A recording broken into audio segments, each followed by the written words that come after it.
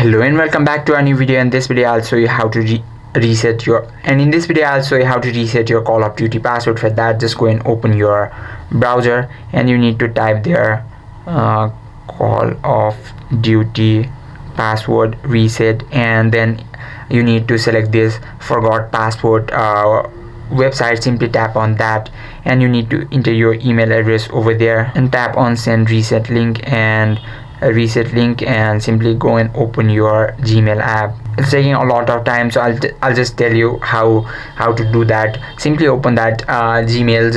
Let's just assume this is from Call of Duty, and tap on reset password button similar like this, and it will take you to a website from where you can and from there you can reset your password. It will be similar interface, but not this one, but similar one. Simply enter your new password and repeat your new password and tap on save password or confirm, and that is how you can reset your Call of Duty mobile password. I hope this video helped you out. If you have any questions or queries, just let us know in the comment section. Thank you for watching.